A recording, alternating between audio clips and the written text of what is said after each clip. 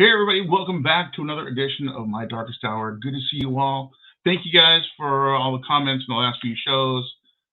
We're getting some stuff together, doing some of the requests that you guys have been asking for, checking stuff out, and let you know what we are finding as well.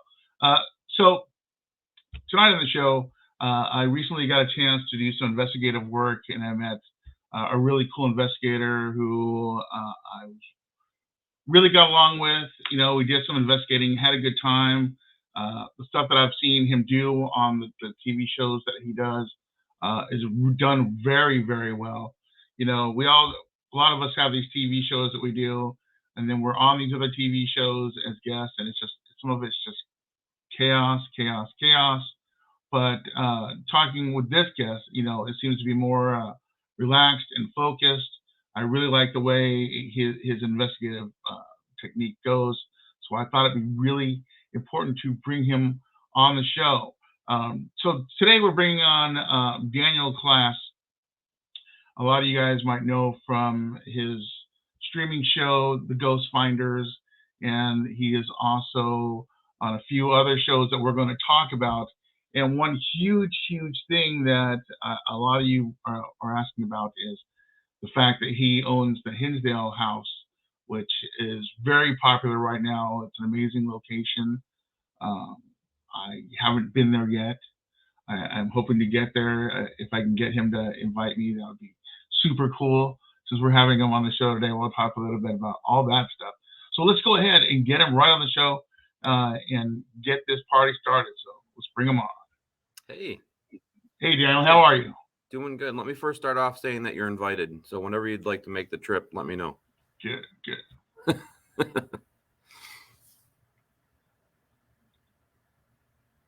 So how's everything up there? Is it cold up there right now? Yeah, we got like this rainy, slushy snow crap coming down. I wish I was back in Arizona. Man. Yeah. Nice and warm into nice, some rain, lightning storms. That was pretty cool. Yeah, it was cool. Definitely cool. Awesome.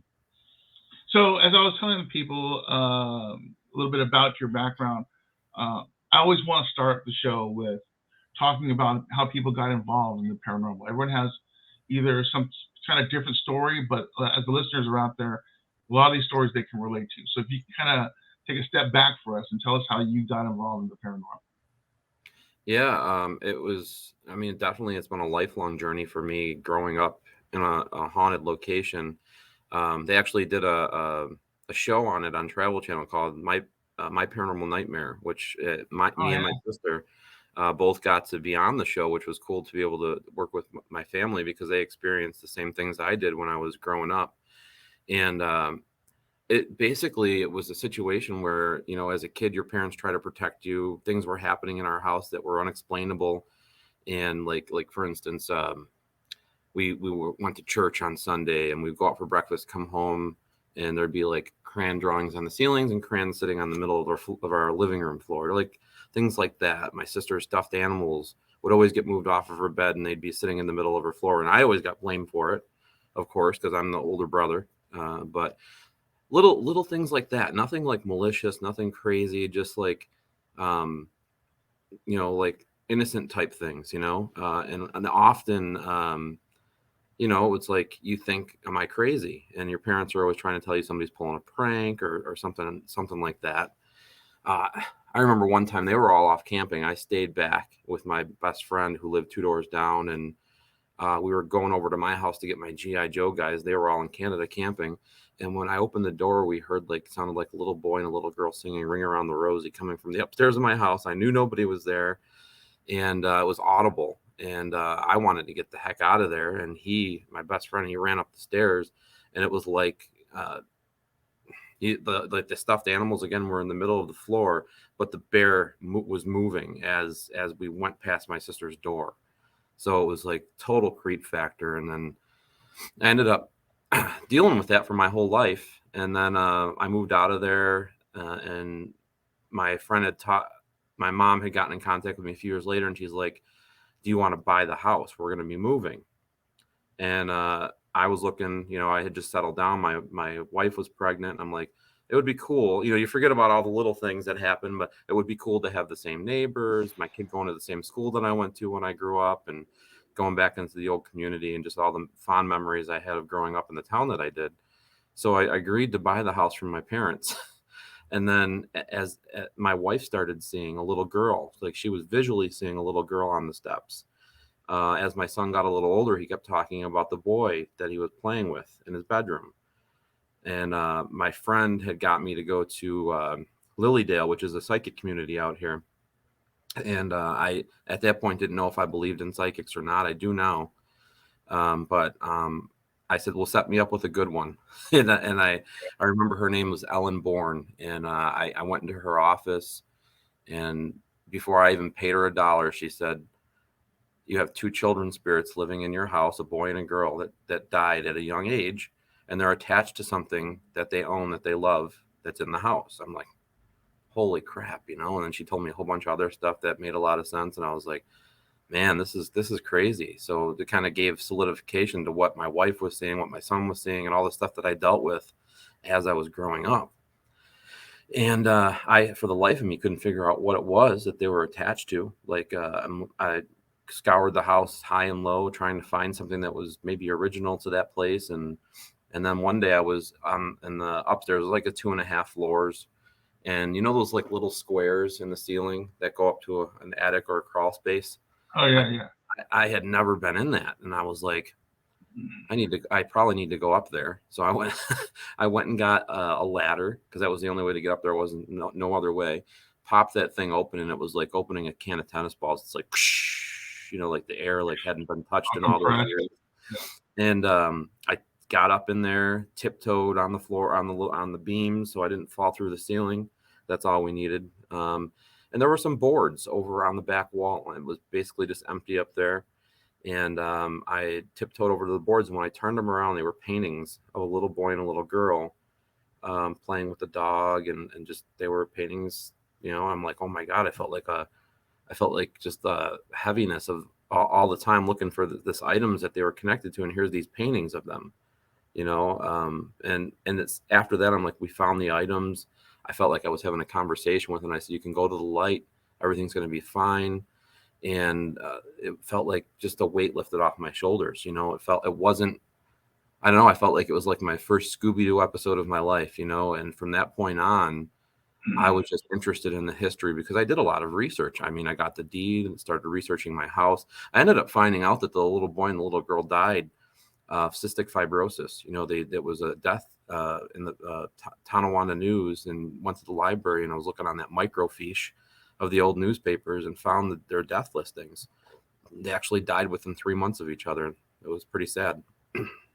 Wow, that's super sad. But that's one of the common stories we hear about, especially in like storytelling and stuff.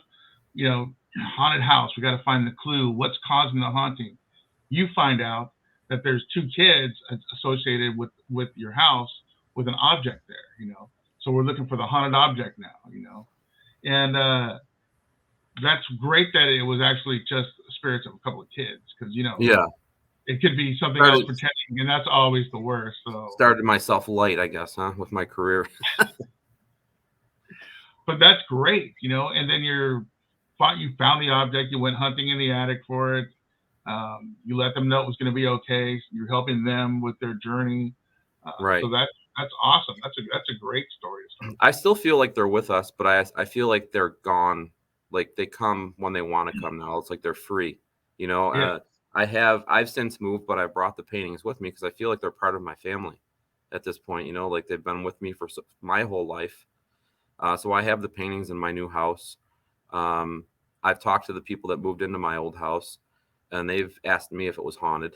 So I don't know. Maybe they're experiencing some of that stuff too. The kids are coming back visiting, and you're not there anymore. And they're like, who are these people? Well, let's move some of their stuff.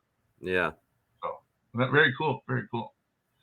And then after that, is that what really started the passion for the paranormal, and you started doing the?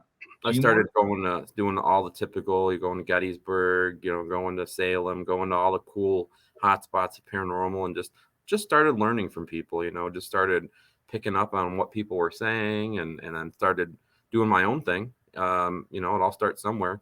And it came with me being a single person trying to capture photography, showing a friend at a job I was working at who was equally interested in it. And then he started showing me some of his stuff.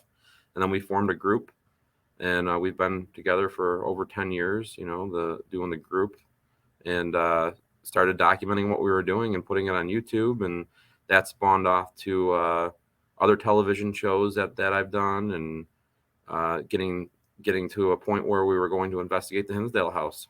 It all ties together, you know, like we were as a team going to the Hinsdale House to investigate, and I had no idea about this place, and then it just sucked me in, you know, and I had to save it. So that's awesome. I know with the Paraflix stuff, I see the Hinsdale House on there quite often coming across, and to be able to have the opportunity to take such an amazing place and to buy it and own it so you can take care of it, that's a huge thing. Yeah, it was definitely a big leap of faith, because it looks awesome now, but it wasn't when I bought it, and it was damn near close to being torn down. It had a demolition date, actually, so it was that bad. Yeah, I mean, it had black mold throughout the kitchen. In the back of the house, underneath the one bedroom, there was about 500,000 honeybees embedded into the floorboard there. Needed new siding. It needed a new roof. It was leaking. I mean, you name it. It needed a lot of TLC for sure to get it to where it is today. Overhaul. Wow. But I felt like the energies there needed a voice. Like I felt like, okay, so there's teams coming in here. They're, you know, doing the same thing every week, you know, maybe getting an EVP or something. Their equipment's going off, but they're not getting the story. There's so much more to the story of this house because it has so much folklore associated with it, which, you know, every folklore story, there's maybe a little tiny bit of the truth in there somewhere. You know, it's been told from generation to generation. So all that needs to be explored, and it's, you know, we're still doing it to this day, uncovering truths. We're covering maybe fables, but we've uncovered actual deaths that happened there. We've uncovered bodies. We've uncovered so many cool things that is maybe we're getting some answers as to why things happened the way they did there, and maybe why it was deemed as demonic back in the 1970s, and what the families were dealing with. Maybe it was just, you know, there's so many if, ands, or buts, because we'll never have all the answers until we die. But, you know, trying to put the story together the right way is what really makes me tick, you know, with a location. Yeah. And, you know, that's what you're right on with that. All those people coming in and trying to get their evidence and do stuff, and they're not really spending the time on a house. And this is one of the things that I talk about a lot. Like when I'm doing the TV show stuff, we're called in and we're there. We're doing this stuff for a couple of hours, whatever, trying to gather crash course and evidence collecting and whatever, and then we're brought out to whatever. But you're always at these amazing places, you know, and nobody ever talks about this house. You know, where did it come from? Why is it there? Who lived there? You know, the story of these incredible locations. You don't get that in the TV shows nowadays, you know. So with the Hinsdale House, that's a perfect example, a place that deserves to have the history brought back to life, you know, the people who live there, why it's there, you know, give it back the glory that it once had. Right. That's been one of my goals since how, you know, because there's been so many talks throughout the years of how do we compile our data? How do we get that information to people so they have the same knowledge that we have when we go in? And there's been so many advantageous like things like putting stuff up on a website or compiling data here or compiling data there. But how do we get that to the next person so they have the knowledge that we have in order to continue on? Like I look at like when teams come into the house now, they're continuing on the research that was happening with the last team, because they're able to access the same data that anybody else can with this place. I along with my friend Vicky, she actually came up with an amazing idea. So we have like these scannable barcodes in the house throughout the house. At the click of a phone now, you can get the history, you can get the interviews with the people that used to live there. You can get teams that may have experienced something really unexplainable that was really significant, talking about what they've experienced in this specific location. So we have like 12 of them throughout the house right now, and we're going to be expanding 12 more in the spring to the outside of the house. And also, we also keep a log, so every group that comes there is able to write down their data, what happened while they were there, where did it happen, what happened, what did you experience, and that information is available for any team that comes into the house to look at and review prior to them starting off their investigation as well. So knowledge is power. You know, the more knowledge you can give a team, and there's just it's not going to happen. You know, you get these locations where you go check in, it's a 20-minute check-in period, and that's where you get your history, and then you're done for the night. You know, like I want those people to spend maybe an hour or two looking at all this stuff, and they do. And I've had so many people say how helpful it was for their investigation, because maybe they're getting an EVP of a name of somebody that lived in that house that they didn't. You know, how would they know? You know, how do they continue the conversation? But if they have a little knowledge of the names of the people that lived there prior, and that person's coming through, they can tie the knot together real quick and hopefully continue on with a positive interaction that they're getting. Because nothing would be more discouraging than me as a ghost if I said, hey, this is Dan. Oh, Dan, you know, can you make the light flicker? Yeah, no, tell me more. Like, tell me more about my history, you know, like act like you know me or something, you know. But it's like, you know, just I don't know. You just try to do your best, you know, that you can do to try to help and assist everybody on their journey when you're doing stuff. Yeah, that's awesome. You know, and that's another step right there. You know, I always talk about, I meet like lots of investigators, paranormal investigators all day long. They're just everywhere. But I don't really meet that many people that I consider paranormal researchers, and that's the other half of the coin. We're doing paranormal investigation and research. Yeah. And if you have the research, the information, you put it out there. So people can take their information and put it up against it and see what the variances are. Now we're doing scientific work. You've laid out that grounding for them. They come in like, oh, this person did this person lives here, and that's their name, and this person got this EVP saying this name multiple times. You know, that's a predominant spirit there. You can know their history. And like you said, you go in the room and say, hey, Mr. Jones or whatever, you know, so glad to be here. I heard you're very popular, and you know, right. Get them hyped up, and they'll want to talk to you. It's like, oh, you know me a little bit. Okay, cool. Yeah, we did this. You know, whatever. You know, that kind of gives you that jump ahead instead of trying to figure it out. It just saves so much more time. Yeah, just like you did. I witnessed when we worked together.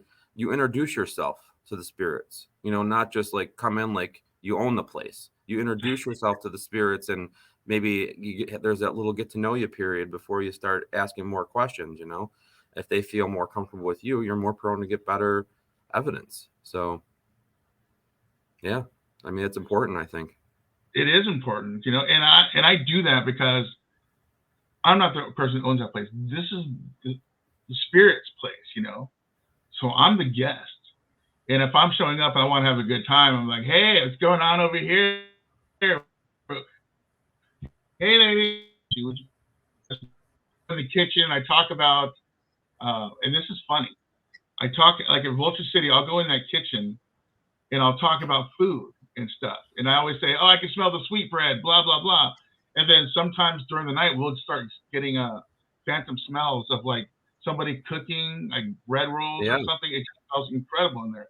And I always say that because I'm hoping the spirits will be excited enough. They'll go in there and they'll do their thing and we can experience some of that. So it's pretty cool. It's amazing some of the things you talk about. If you just talk like you're a normal conversation, what can happen?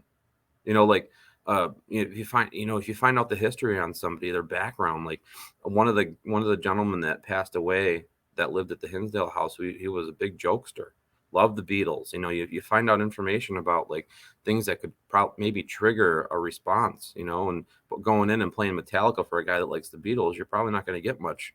But if you talk about the Beatles and maybe play a Beatles song, maybe you're going to get something. You know, like it's all about having everything together when you're going into these places and trying to piece together the pieces, you know? Yeah, absolutely. I think it's very important. And it shows a sign of respect. You know, you come in, you've done your research. you know what it's about, and it breaks that ice. You know, when I go to some of these old mansions and stuff, I always look at like just everything, the decorations, whatever, and I always point it out. If they have like an old typewriter or something, when you do the Mark Twain building, I'm like, oh my Yep. God, this is so beautiful. This must have cost so much money back then. You really like using this thing a lot, you know, and just identify with them. What do they want to talk about? Because you get 10,000 investigators, and they come in and they do the same old things they're seeing on TV. You know, tell me your name. Why are you haunting here? Blah blah. You know, and you're just like, oh, enough. You know, they I don't know want to really talk about that all the time. I'm sighing for them, you know. Yeah.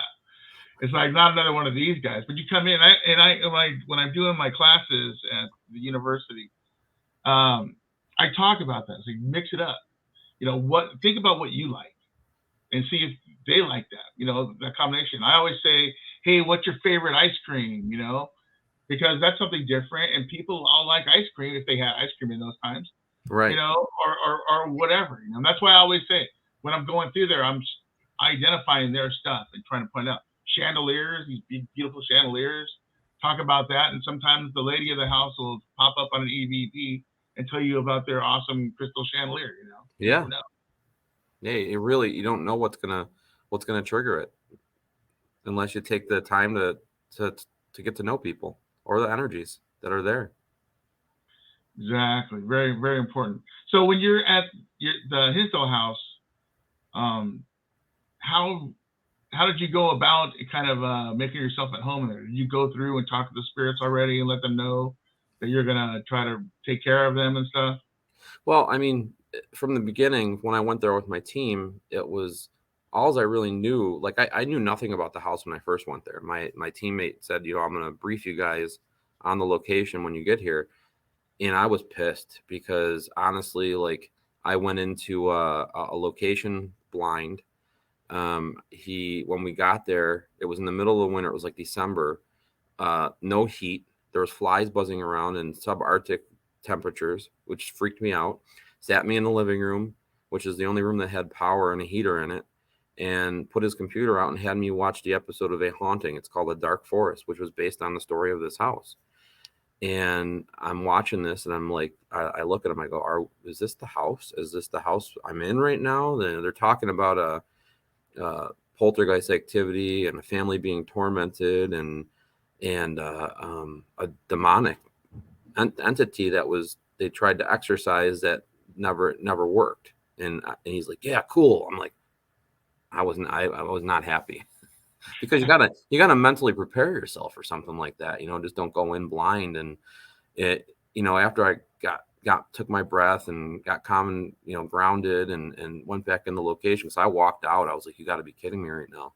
Site of a failed structural exorcism. It's like, man, you got to really get your mind Yeah, mental for that. And I got in there, and the thing that really honed out was that the fact that every piece of equipment that we had that night, wherever we set it up, it was going off. It was like the energies were trying to speak to us, like they needed to have a voice.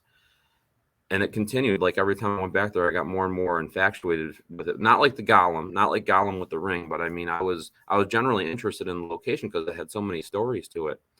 And it got to the point where we were going to say goodbye to the location. We were there kind of like we were filming, putting it up on our YouTube, and I was in the kitchen. It was just me and two other people, and they were talking about the exorcism again. And I had started doing some more research on the location and found out about the history of this older couple. They were the last couple to live there until 1986, the Misnicks. Both passed away. So I said, if this happened to these people in 1970 through 1974, I go, then there had to be people who lived here after. But it was so tough because it was a land lease to try to find information. But I did find out about the Misnick family. So I said, Flo, are you here? Flo. And as they're talking about the exorcism, I had a K2 meter in my hand and got goosebumps instantly. The hair went up on my arm. K2 meter went all the way to 500 milligauss. I was like, oh crap. Did I hit the nail on the head here? So I continued to have what I thought was a conversation with Flo, the old lady of the house, and the most astounding thing that happened is when I said, Flo, will you hold my hand as we go up the stairs? Of course, I had the K2 meter in my hand, And as I'm walking up the stairs, the thing's staying lit in my hand. I'm feeling all this energy next to me, all the way up the stairs into the master bedroom until we crossed over into the room that they deemed the portal room, you know? So from that point on, I was like, my God, you know, I gotta, this place has got a demo date. How do I try to save this place? You know, because they're away. And got in contact with the bank, and they said, you want to buy it without the house? I said, no, I want to buy it with the house. They said, you understand that it's basically, you know, condemned. If they were to come in, it would be condemned. You know, I'm like, I know, and but I wanted it with the house. He's like, I'll tell you what, if you can come up with $10,000 by, it was basically in a couple weeks, to put a deposit down on it, because they had to hold the mortgage, because I couldn't have a bank, you know, they wouldn't put a mortgage on that almost condemned house.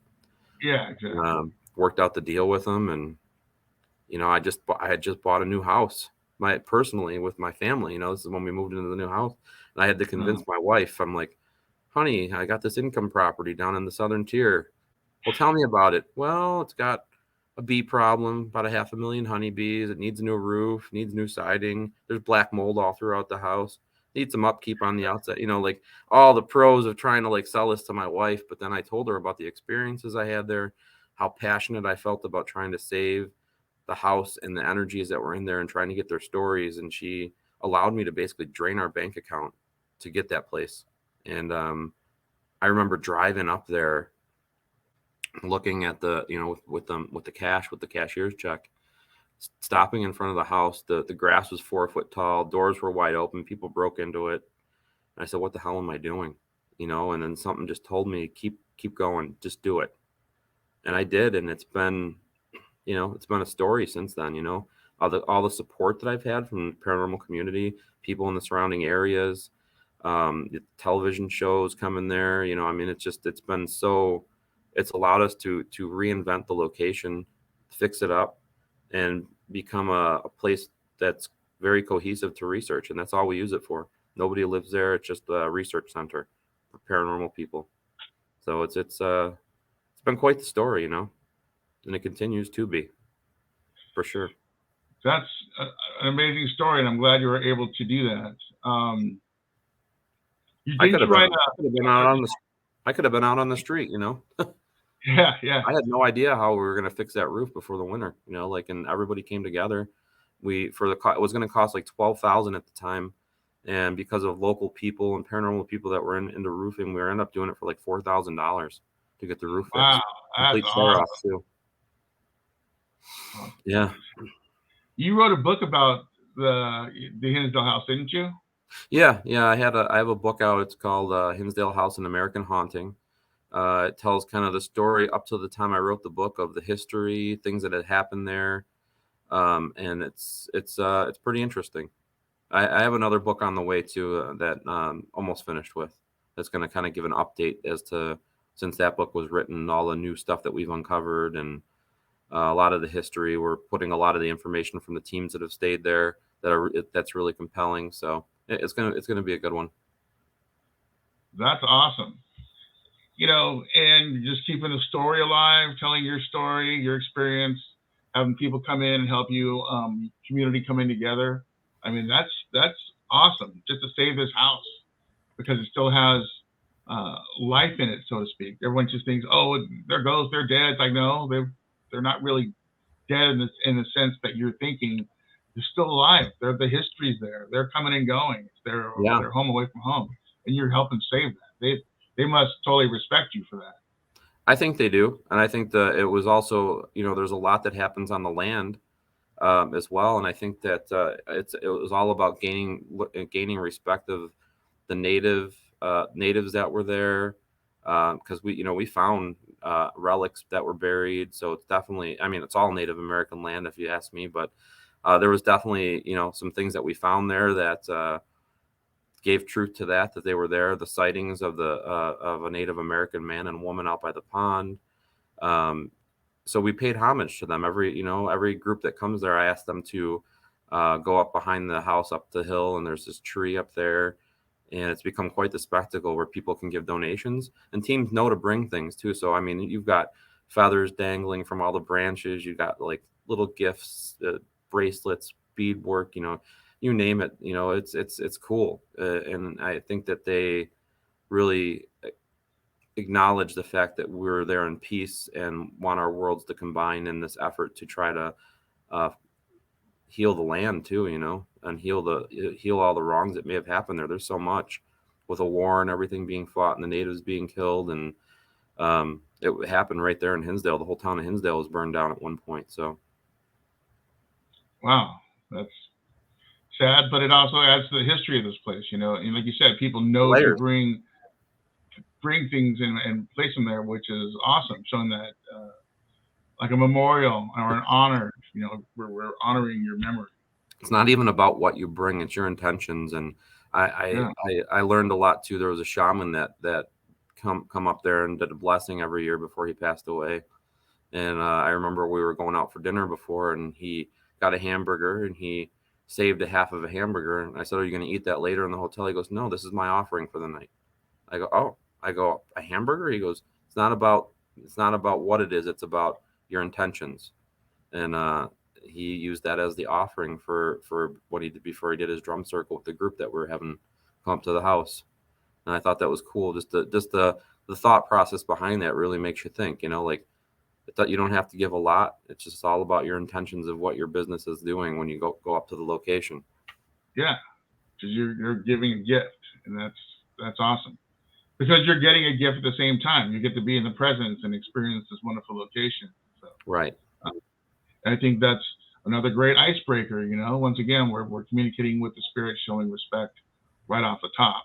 And every time you do that, you're going to have a better experience. Even with the ones that are kind of hard to get along with, they're real pushy and they don't want to do this or that. If you just kind of show them that respect, they know you're not going to be some kind of jerk, because, we all see these shows where everyone's trying to talk to ghosts and tell them what to do and yell at them and threaten them and stuff. It's like, really? What do you expect me to get out of something like that?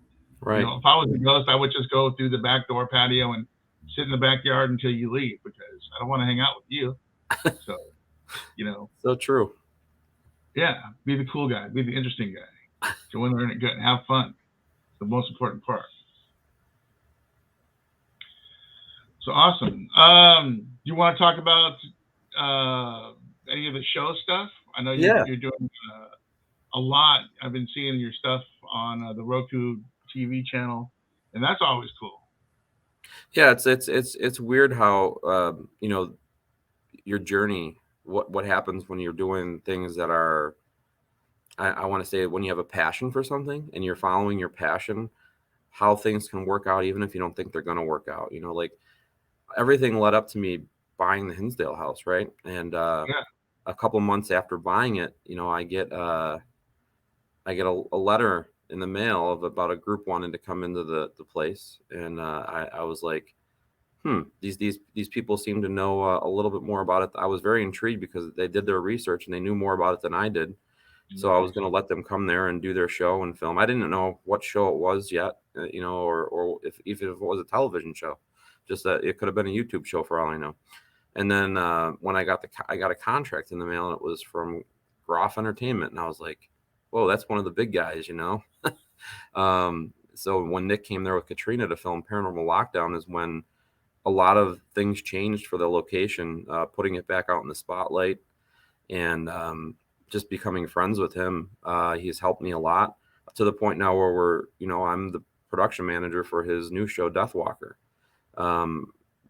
Being able to be involved with that and learn filming, and it's just I have a passion for it, and being able to tell the stories of the locations, and it's really amazing to be able to be involved with something like that. Because if you would ask me 10 years ago if I'd be doing something like this, I'd be like, I was still working at a collection agency, and I was like, now here I am in an office, working on a television show, and getting to do my passion of paranormal investigating throughout the country, talking about the Hinsdale House, and then of course joining the Ghost Finders too. Like that opportunity opened up. I didn't know if I wanted to be on another team because I was kind of like a solo type personality at that point, and everything just fell into place. That I really loved that they had a witch on the team, which was different. Like her approach to investigating and her approach to I mean, it's all similar as far as like um,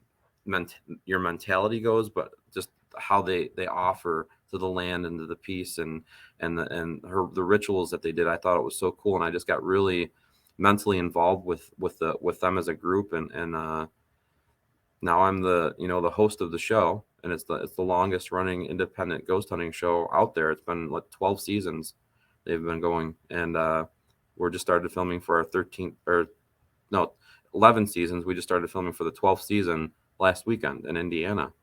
So I'm getting to experience all these locations, talk at conventions, like it's unbelievable. Just if you follow your passion and do things the right way, show respect for people. What happened for just taking a chance in your life? It's like I feel like I'm down the right path. Everything that a psychic once told me seems to be coming true, and I didn't believe it. But you are what Yeah, you cultivate, right? absolutely. And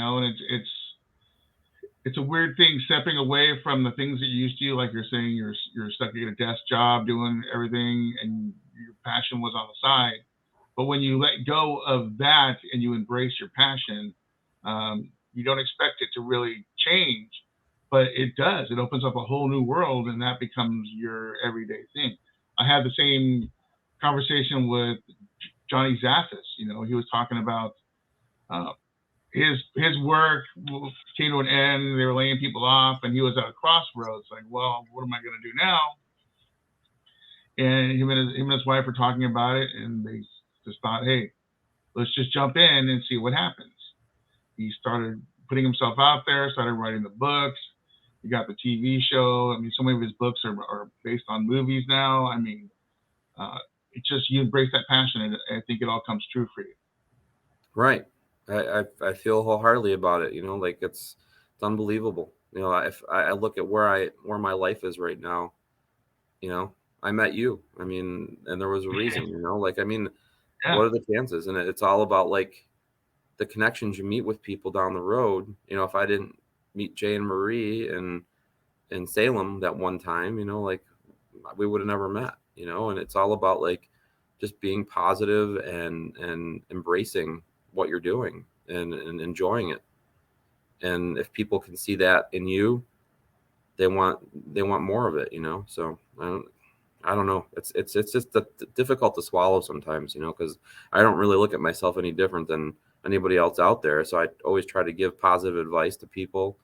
hmm It's tough. It's tough when you have passion for the paranormal, because there's not money to be made really, unless you're doing like a television show or writing a book or something like that. It's all skin and bones. So, yeah. but It's all about networking and hustling as much as you can. It's a yeah, lot of work. But if yeah, your heart's into it and you have the passion for it, you'll just keep doing it regardless. And that's what that's I it. think. That's what we do. That's what I did. I didn't think it was going to work out, and all of a sudden I just kind of let go, and I switched over to here, and all of a sudden it's been nonstop, nonstop, nonstop. I'm like, what? Do you? What's I going see. on? I see all those instruments behind you. Now you're a musician, obviously, right? I am. And Yeah, I you have a bunch of awards and stuff too. so that I feel like the knowledge, because I'm a musician. I play the piano, guitar, Cool. violin, and that's a passion of mine, because that when it's like petting a dog or something. Like when you're down and out or you just need a mental break, you can pick up the guitar and just play, and it's like you're in your zen, right? And I also got involved with Entertainment Services International when I was in college, and I learned so much as far as like um, promoting and marketing. And I feel like a lot of the knowledge that I learned from that, I learned I put it forth with what I'm doing with the paranormal right now, as far as like making show flyers and promoting events that I go to. I feel like a lot of the knowledge I learned using the paranormal is or using the music industry, I put forth into the promotion of the paranormal. Yeah, it's pretty close. I mean, it's the same concept, the same principle. You just got one product versus the other. You just push it out there. The music thing for me and has worked great alongside of the paranormal stuff, because a lot of people ask me about the music stuff a lot when I do the paracons. So it's pretty cool. So I get to experience both. Yeah, I think it both it worked both ways, you know. Absolutely. Very cool. Yeah. And you like working with Nick, huh? Yeah, he's he's a very positive influence on me. I mean, we share an office together. He's a good guy, good family guy. I looked up to him. I look up to him the way that he handled himself as far as like with his family, because I have a family, and that's a tough, it's a tough, to be able to balance everything as far as your family and being on the road and filming and all that kind of stuff. And I really looked up to him. I still do, as far as the way he handles himself with everything, Yeah, he's just got a good vibe to him overall. I mean, he's a good person and everything, but he's just so, like you said, positive, and he kind of inspires you in a lot of ways. It doesn't have to be just the paranormal. It could be a lot of different things. It could be anything. And he seems to be very open and very down to earth kind of guy. So that's pretty cool. He's a good guy. Yeah, definitely has taught me a lot. That's for sure. That's awesome. Very, very, very cool. So for you guys who are either listening to the show on liveparanormal.com or those who are following us on all the other places that we are streaming, iHeartRadio, and of course the YouTube channel and everything that's listed here in the corner, History FM. We are talking to Daniel Klaes, and we're just talking about him working with the Ghost Finders, and he is also the owner of the Hinsdale House, which we've seen in a lot of TV shows. You were talking about how you saw it on My Ghost Story and all these old adventures, and that's right. This house has been on everything, and he has been giving. He owns it, and he's been giving life back to it, which is amazing.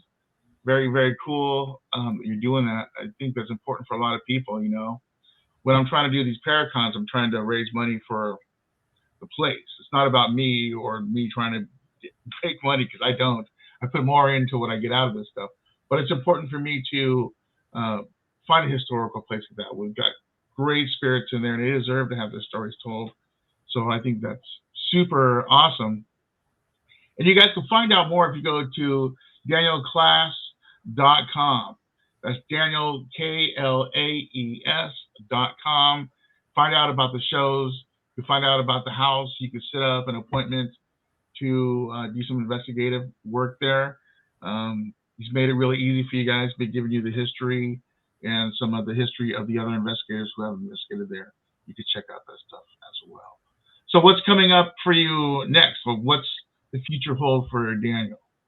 So I got a lot of events coming up. I have besides for my daughter's cheer competition this weekend, which I couldn't miss. I'll be going back to Arizona to film a sizzle reel for Travel Channel after Easter, and then I'll be going to Michigan to film as well that following weekend. I'll be going up to Michigan at the end of the month for Little Traverse Bay Paracon in the Upper Peninsula. I'll also be going to, I have a list of them here, Rochester, New York Parafest, which is the second week of May, then Ohio State Reformatory for Parapsychon in the third week of May. And then we'll be filming for our next shoot for the Ghost Finders the following weekend. So, I mean, there's a lot going on. Hinsdale House is busy all during the week. We're going to be filming new Deathwalker episodes throughout the month of May, and doing all the reenactments throughout the month of June. And getting those all ready for season 4 of Deathwalker to hopefully be out for this Halloween. That's awesome. It's going to keep you pretty busy. Yeah, I just said all that, and I'm thinking to myself, I'm going to go crazy. I'm going to go nuts. Yeah, you got to find some time for yourself and the family. Yeah, well, we have some time worked out for that as well.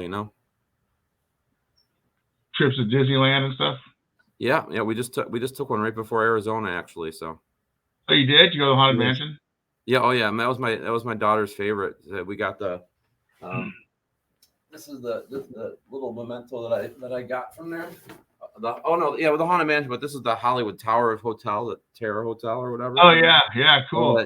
She loved that. We went in that probably like 7 or 8 times. We went on that ride. That's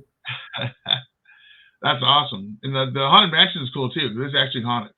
Yeah. Oh yeah, it is definitely really cool. I enjoyed that. I've been on that one. Yeah, I tried to get into Disneyland to see if they do an investigation, but they won't let people in for that. So no, seems like they're against it.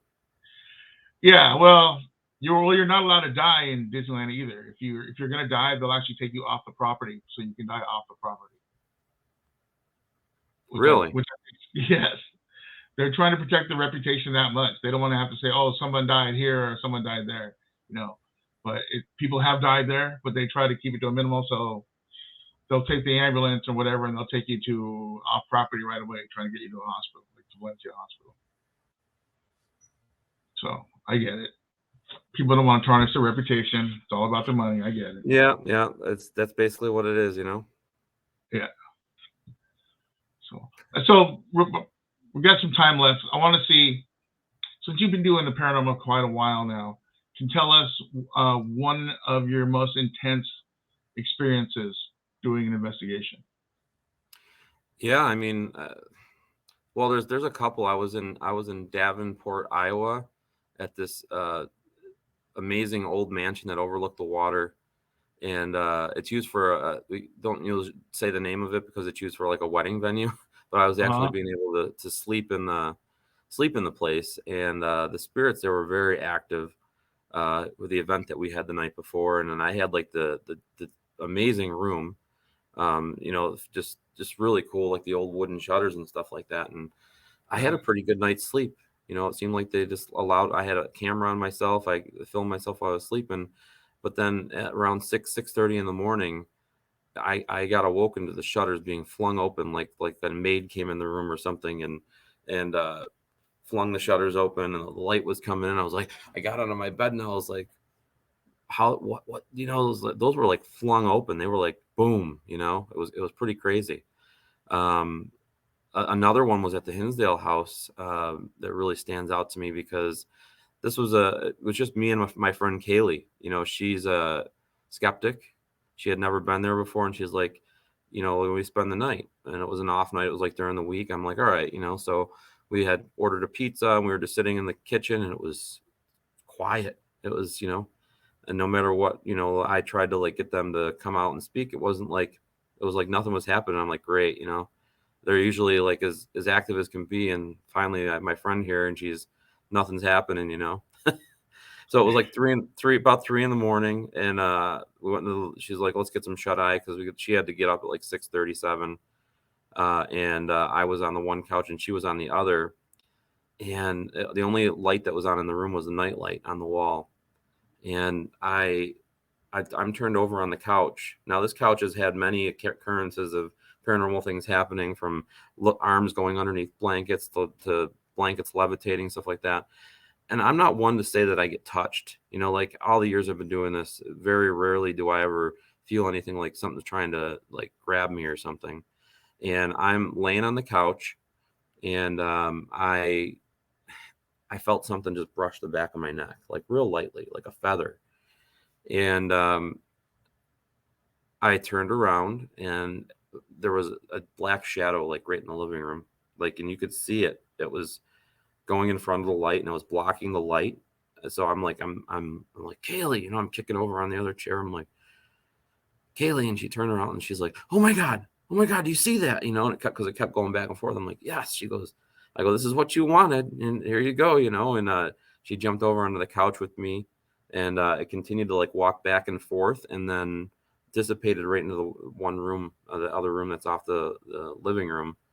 And I just remember that, for just being able to see that with my own eyes. I remember the first time I saw a shadow figure for the first time, and I was at an old theater, and I was alone up in the balcony, the mezzanine level, and I took one of those big gulps of air when you see this thing, when you see something like that for the first time in your life.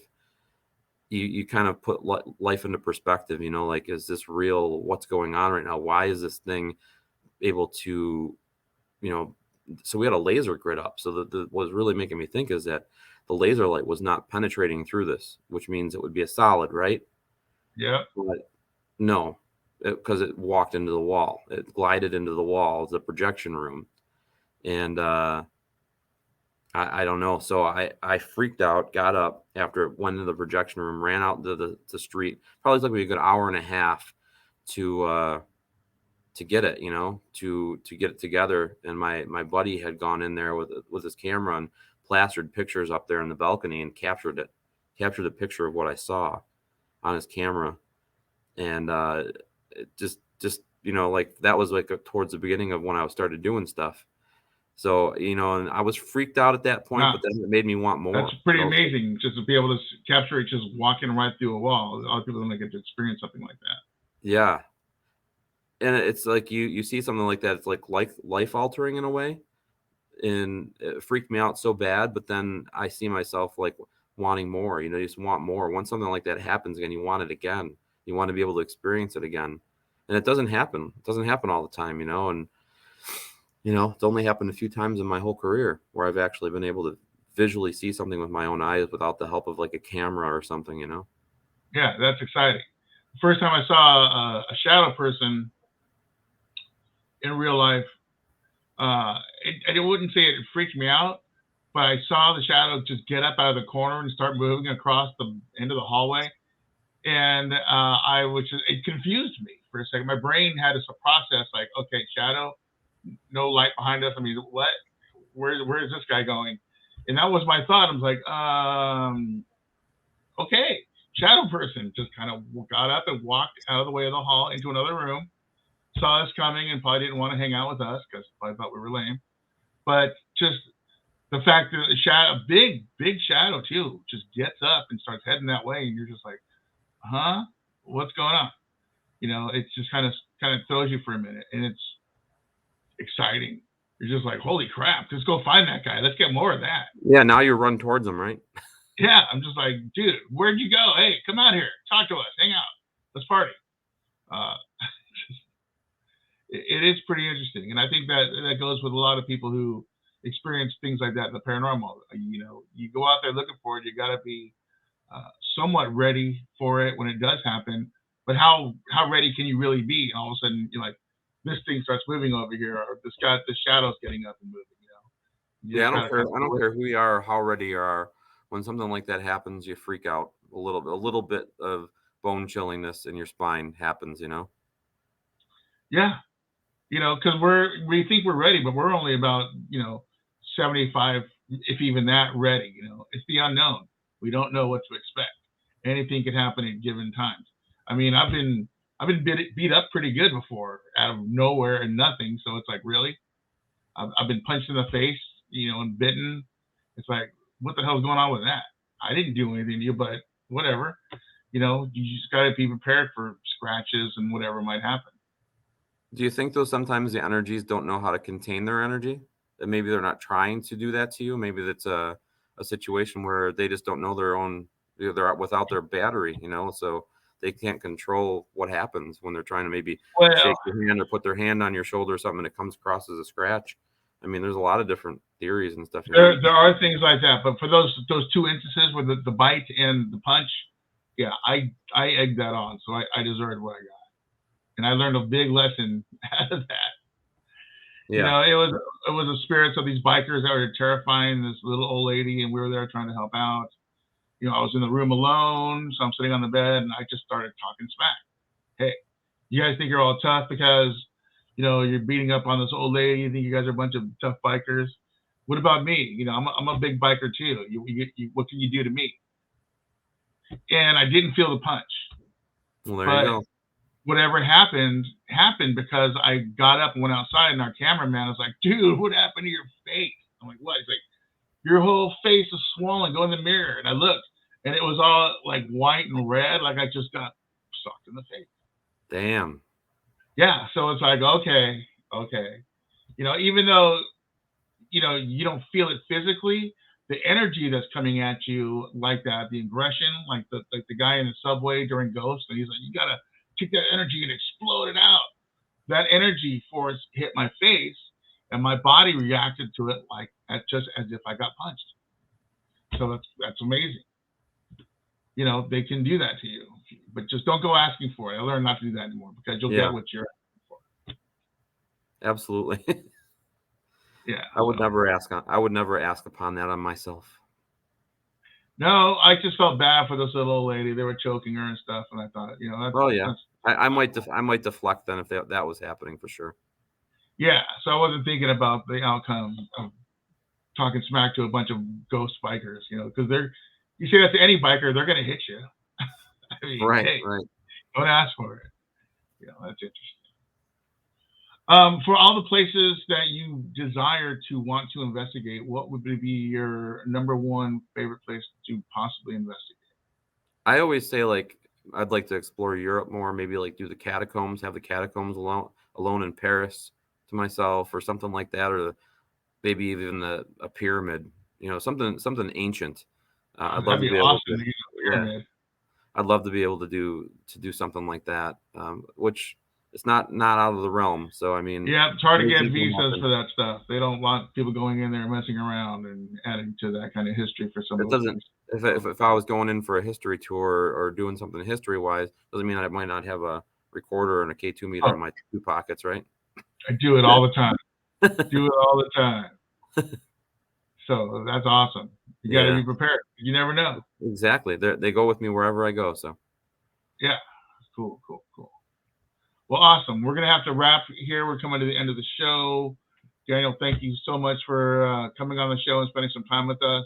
Really thanks for having me. Appreciate it. Really glad to share people to know more about the Hinsdale House. I'm sure a lot of people who follow the show probably seen it or know about it by now, but now they know they can get a chance to go check it out, especially if you're in the East Coast area in New York. I mean, there's no reason why you can't go there and experience an amazing location in that place, you know, and help the spirits out. Let them know that you're there for them, you know. They'll appreciate that, and they'll hang out with you a lot more. So awesome. All right, man. Until next time. Absolutely. Thank you so much. Now we'll talk to you soon. All right, sounds good. All right, buddy. See you later. Bye-bye. Daniel Klaes, everybody. Very cool. You know, got to work with him at Vulture City. You guys know that. We talked about it a little bit at the last couple of shows. Going back out there again in October. Big special things happening there that we will talk about closer to the show. But that is going to be it. Make sure you check out the show at liveparanormal.com for the audio. Go to the YouTube channel. Go to Paraflix. Go to Apple TV, Roku TV. Find it all. So with that being said, we will see you guys next time right here on My Darkest Hour.